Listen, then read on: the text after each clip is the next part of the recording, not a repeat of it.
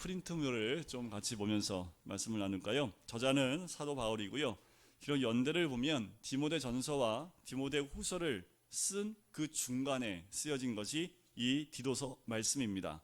발신자는 바울이고요. 수신자는 참 아들된 디도, 전달자는 아데마와 두기고가 이 편지를 디도에게 전달을 합니다.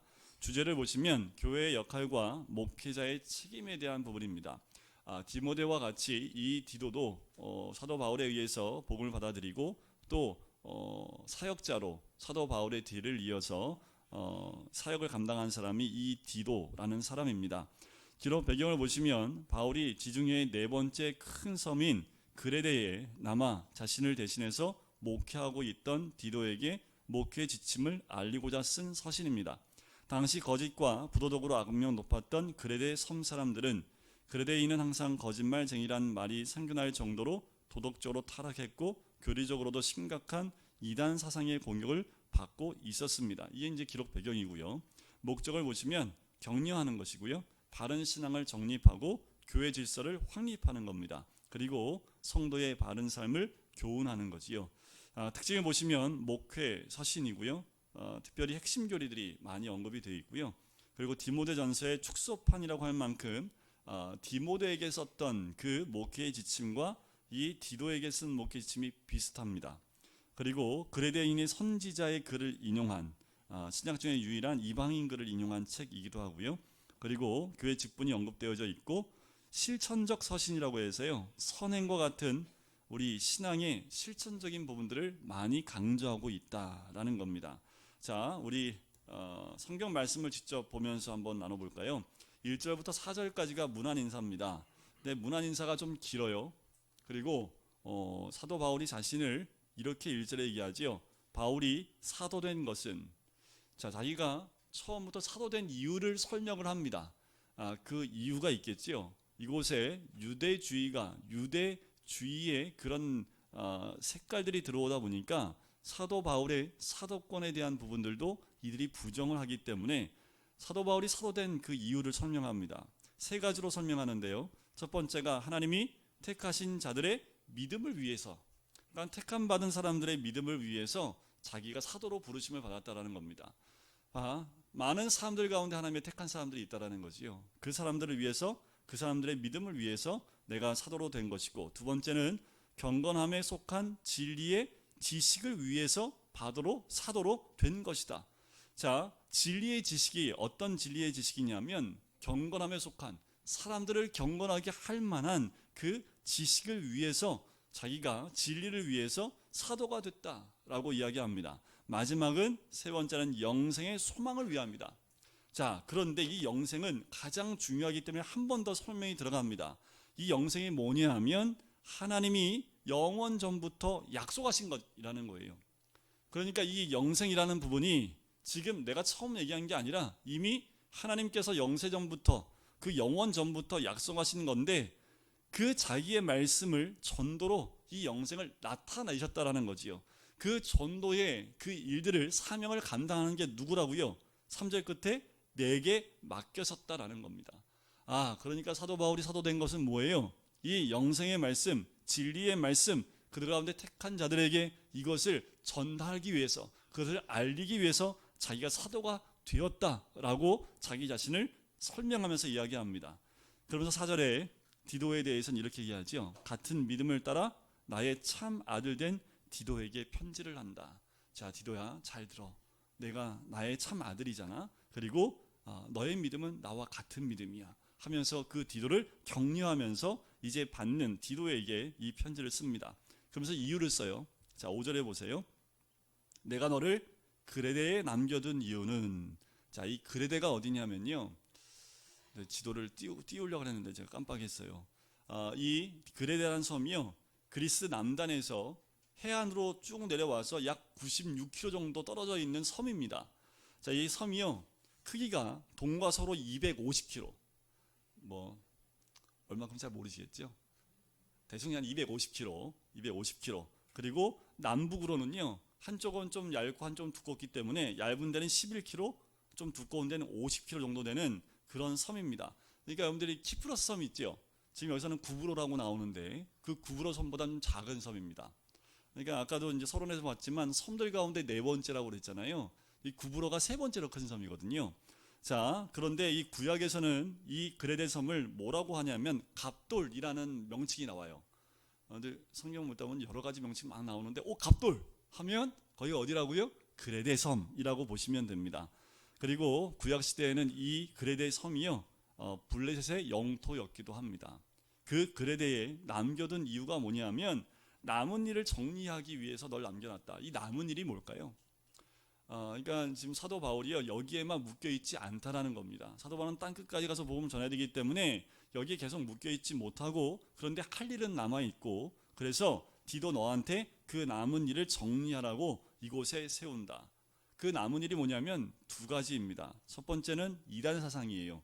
유대교, 할례주의, 율법주의, 그 유대 사상에 대한 이 부분을 네가 정리를 해야 된다.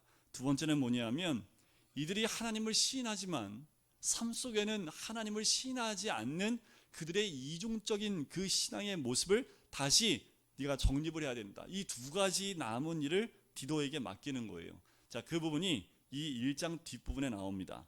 자, 그렇게 정리하고 장로들을 세우게 하려 합니다. 왜요? 이 장로들과 함께 교회의 질서를 세우고 이단 사상과 맞서 싸울 수 있도록 교회 리더를 세우라는 겁니다.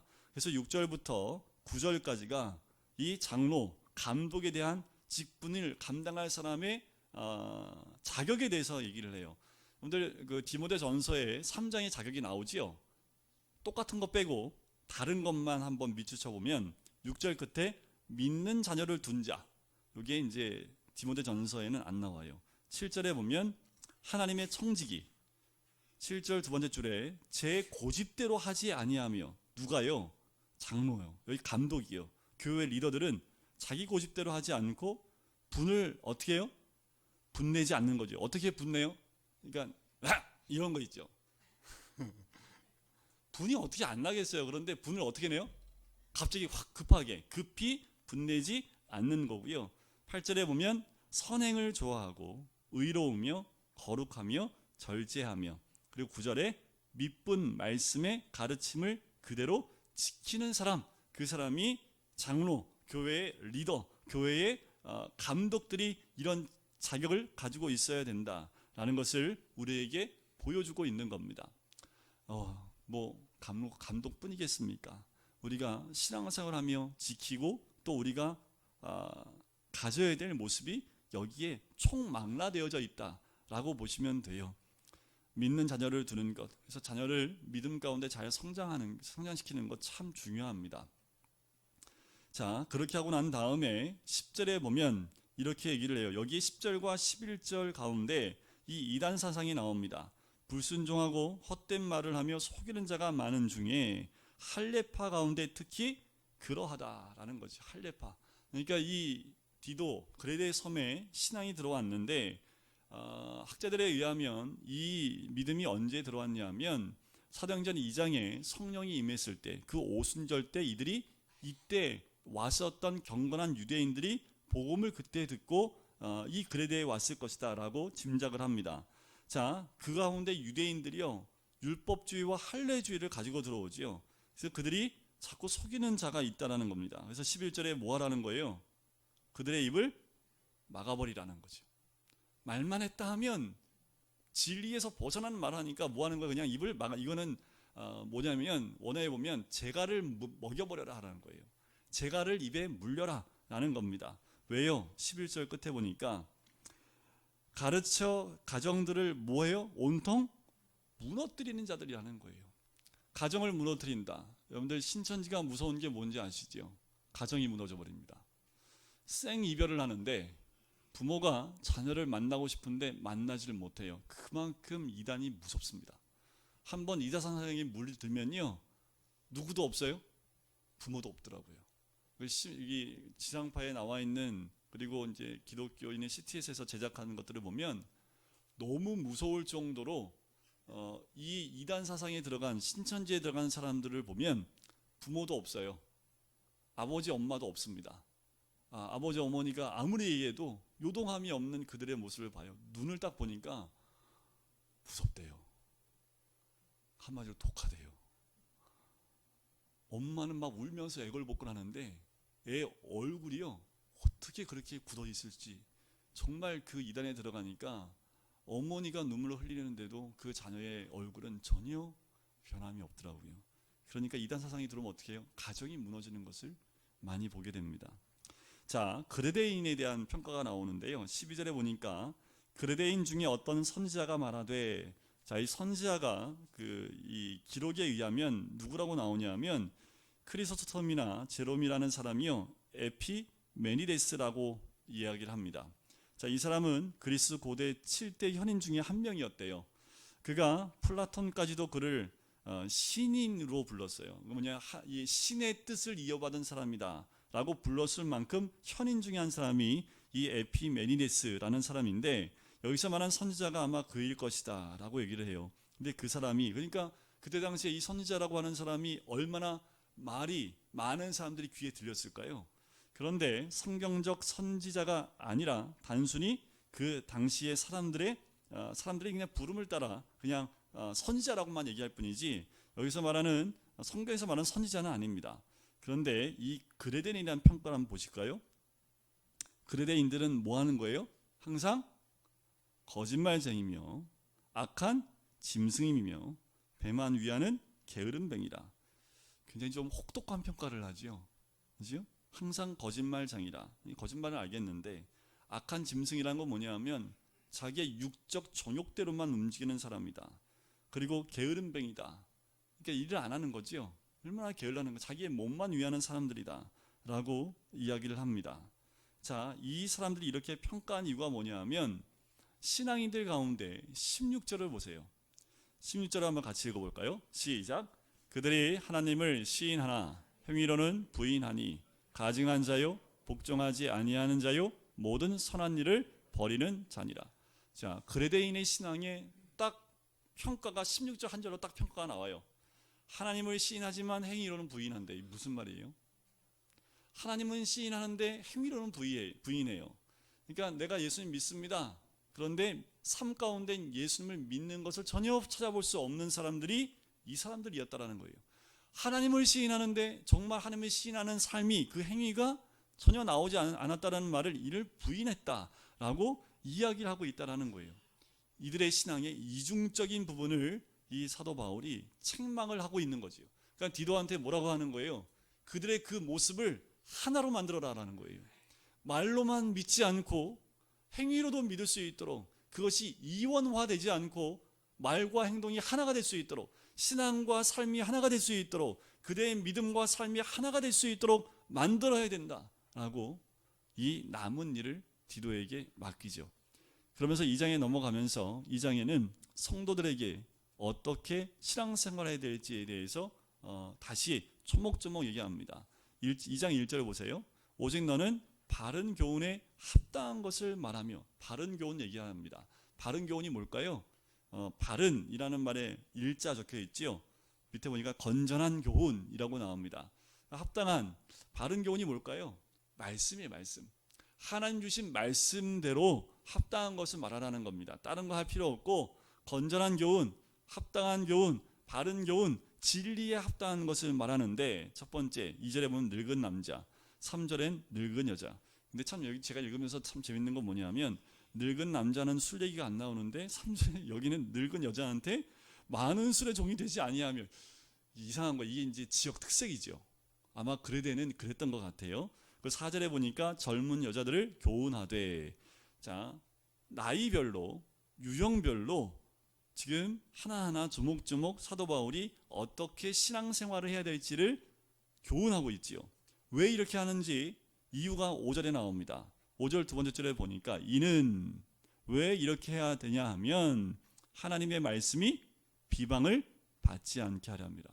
그러니까 우리가 한마디로 늙은 남자, 늙은 여자, 젊은 여자도 할 거 없이 다 말씀대로 온전한 삶을 살아야 되는 이유가 뭐예요? 하나님 말씀이 비방받지 않게 하기 위해서. 이번 주에 제가 잘못한 것이 있어서 공개적으로 죄를 얘기를 해야 되니까, 뭐냐 하면 어디에 갔어요. 그래서 이제 주차를 하고 이제 식사를 하러 갔는데 뒤에 차가 있었어요.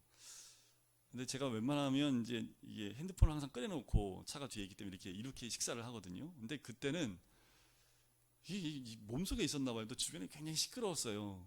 근데 제가 웬만하면 이 소리를 듣는데 그때따라 그 소리가 안 들린 거예요. 그래서 전화를 나중에 받았어요. 그래서 막 뛰어가서 빼주니까 왜 이렇게 전화 안 받는 거예요? 그러는 거예요. 전화 받았는데요. 딱 봤더니 전화가 10통이 벌써 와 있더라고요. 그래서 이제 제가 거기에 보면 이제 십자가도 있고 하니까 교회 다니는 사람들이 왜 거짓말 하냐고. 거짓말 하고 싶어서 한 건 아니고 정말 10통 온 걸 못 보고 마지막 온 거만 받으니까 한 번에 받은 줄 알았거든요. 졸지에 네, 교회 다니는 사람이 저러면 되겠어. 이 말을 제가 듣고 어떡하냐 이거 그러면서 하나님 회개하면서 막 네, 제가 원래 또 이렇게 핸드폰을 잘 꺼내놨는데 핸드폰을 또 그날따라 왜 안 꺼내놨는지 잘 이해가 안 가요. 그래서 제가 이 차를 잘 안 빼는 사람들한테 대해서 제가 뭐라고 한 적이 많나 보다 라는 그런 생각이 들더라고요. 그래서 이번 주에는 목사가 교회 다니는 사람들이 저렇게 하면 안 되지라는 말을 듣고 제가 얼마나 마음에 이 말씀을 또 보면서 얼마나 마음이 막 쓰리고 아프든지. 자, 우리가 교회 다니는 사람이라면 한다면 하나님의 말씀이 비방을 받지 않게 하는 것이 우리의 삶을 통해서 드러나야 된다는 거죠. 6절에 보니까 젊은 남자들은 또 어떻게 해야 되는지 7절과 8절에 나오지요. 특히 젊은 남자들 잘 보세요. 젊은 남자들은 남자만 얘기하고 난 다음에 8절에 보세요. 이는 라고 또 나오지요. 자, 젊은 남자들은 어떻게 살아야 되냐면 이렇게 살아야 돼. 왜냐하면 대적하는 자로 하여금 부끄러워 우리를 악하다 할 것이 없게 하려 합니다.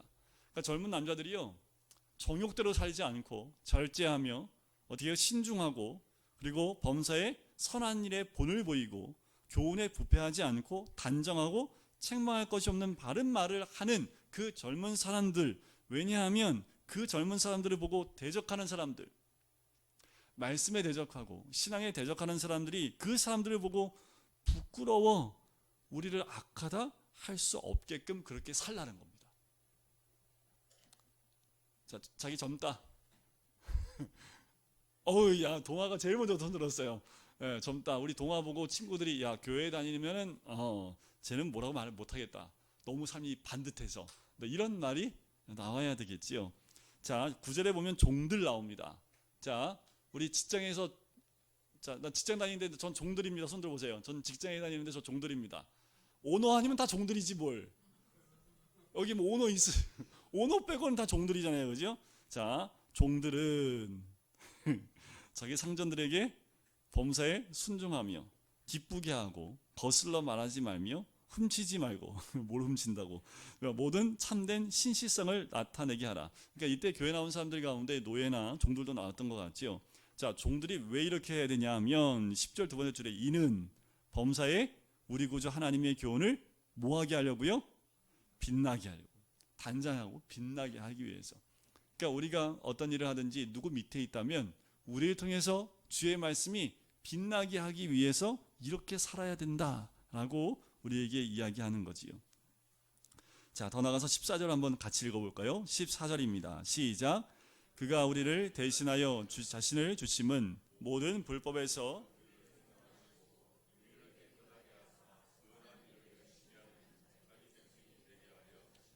자, 우리를 구속하시고 속량하신 목적이 뭐라고 나옵니까? 우리를 왜 구원해 주셨을까요? 14절을 보시면 답 나오는데 왜 우리를 구속해 주셨을까요? 우리를 왜 하나님 예수님이 우리를 죄에서 구원해 주셨냐 하면 선한 일을 열심히 하는 그러니까 우리 다 구속 받았잖아요. 그죠? 그러면 우리는 뭐에 열심을 내야 돼요? 우리 뭐에 열심을 내야 돼요? 뭐가 선한 일이에요? 여러분들 머릿속에 떠오르는 게 다 선한 일이에요. 네? 길거리 가다가 휴지 하나 주는 것도 선한 일이고요. 여러분들 딱 보면서 저거 선한 일이에요. 그럼 다 하시면 돼요. 왜요? 우리 예수님 십자가에 죽으신 이유가 뭐예요? 디도서만큼은 뭐에 강조점을 두고 있냐 하면 삶의 행위에 많이 강조를 두고 있는 거예요.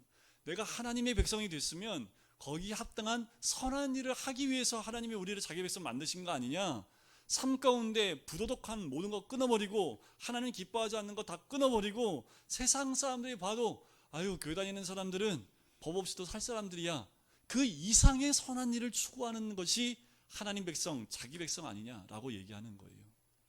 세상 사람들이 봐도 특히 교회 다니는 사람들이 저래라는 이 말을 듣는 이 목사처럼 사시지 마시고요. 차를 댈 때는 늘 어떻게 해요? 차를 댈 때는 늘 핸드폰 꺼내놓고 뒤에 차 있으면 전화 오면 바로 뛰어갈 수 있도록 누구한테 해를 그러니까 뭐라 그럴까요? 이게 뭘 끼치지 않고 해를 끼치지 않고 득을 또 좋은 일을 끼치지 못하는 것에서 벗어나야 되겠지요. 그러니까 우리가 구원받는 것 가운데 한 가지 이유가 뭐라고요? 선한 일을 열심히 하는 하나님 백성 되게 하기 위해서예요. 그러니까 내 삶 가운데 하나님 백성으로 선한 일이 무엇일까? 눈을 뜨고 찾아 사는 사람들이 하나님 백성이라는 겁니다. 그러니까 이번 주 한 주 아니야 이제부터 알았으니까 딱 뭐가 선한 일일까 보시고 선한 일에 중심을 두십시오. 그래서 이게 선한 일이다 하면 하시면 돼요. 그러면 하나님이 너 내 거 맞네 라고 말씀을 하시는 거지요. 자 3장에 가면 이런 1절에 이런 말이 나옵니다. 너는 그들로 하여금 통치자들과 권세 잡은 자들에게 복종하며 순종하며 모든 선한 일 행하기를 준비하게 하며 아무도 비방하지 말며 다투지 말며 관용하며 범사의 온유함을 모든 사람에게 나타낼 것을 기억하게 하라. 자 여기 1절에도 어떻게 해요? 통치자들, 권세 잡은 자들에게 복종하고 순종하라고 얘기를 하지요. 권세 잡은 자들에 대한 순종과 복종에 대한 얘기가 나옵니다. 여기에는 교회 나가지 못하고 교회를 비방하는 것까지 순종하라는 얘기가 아니라요. 나라에서 정한 법을 온전히 지키는 것, 그것이 복종하고 순종하는 거지요. 나라가 정한 법, 그 법을 잘 순종해 가야 됨을 이야기하는 것이고요. 그러면서 우리가 어떻게 사는지를 1절과 2절에 이야기하는데 그러면서 3절에 보니까 우리도 전에는 이라고 3절에 나오지요. 우리도 전에 불법했던 사람들 아니냐라는 거예요. 우리도 전에 그렇게 살지 않았느냐라는 거예요. 그래서 5절 두 번째 줄에 보면 오직 그의 긍휼하심을 따라 중생의 씻음과 성령의 새롭게 하심으로 하셨나니 하면서 우리가 구속함을 받은 것을 다시 한번 설명을 합니다. 그러니 우리가 그 죄에 그리고 불법한 것에서 이제 벗어나서 선한 일을 도모하는 삶을 살아야 되지 않겠느냐. 그것이 8절에 나오지요. 이 말이 밉보도다. 원하건대 너는 이 여러 것에 대하여 굳세게 말하라. 이는 하나님을 믿는 자들로 하여금 조심하여 뭘 힘쓰게 하려 함이라? 왜 자꾸 선한 일을 힘쓰게 하려 함이라 라고 얘기할까요? 왜 자꾸 얘기를 해요? 안 하니까. 그레데 사람들이 오죽 안 했으면 사도 바울이 선한 일을 좀 도모해라. 선한 일을 너희들 하게 하기 위해서 너희를 구속한 거 아니냐? 이렇게까지 이야기를 하겠습니까? 이것은 아름다우며 사람들에게 유익하니라. 이렇게까지 얘기를 할까요? 그만큼 그레데 사람들이 너무나 이중적이고 말씀대로 살지 않고 구원받았다고 얘기하면서 구원의 삶은 없고 이것이 완전히 깨어져 있는 모습에 대해서 사도 바울이 강하게 선한 일을 힘쓰라 라고 이야기하는 거지요. 자 9절 그러나 어리석은 변론과 족보 이야기와 분쟁과 율법에 대한 다툼은 피하라. 무익하다. 다퉈봤자 답이 없고 다퉈봤자 우리 신앙에 유익하지 않으니까 변론 피해라. 여러분들 여기에 10절에 보면 하나 정확하게 나옵니다. 이단에 속한 사람을 뭐하라고요? 한두 번 훈계한 후에 뭐하라고요? 멀리하라는 거예요. 이단에 속한 사람은요 한두 번 훈계하세요. 안 들어요. 멀리하시는 게 좋습니다. 그들의 머릿속엔 이단 사상만 들어있기 때문에 얘기하면 부딪혀요. 여기 앞에 나가면 늘 책자 가지고 서 있는 분들 계시잖아요. 그냥 피해가는 게 상책이지요. 그죠? 여러분들 앱에 보시면 신천지 위치를 드러내주는 앱이 있더라고요.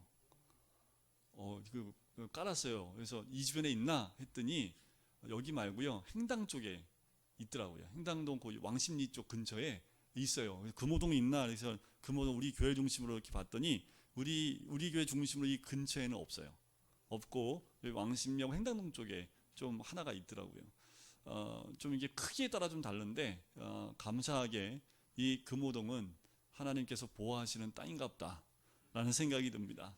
이단은 구원하려고 가까이 가시면 오히려 당합니다. 성경에도 멀리하라고 되어져 있지요. 이렇게 사도 바울이요 디도에게 이렇게 편지를 쓰는 거지요.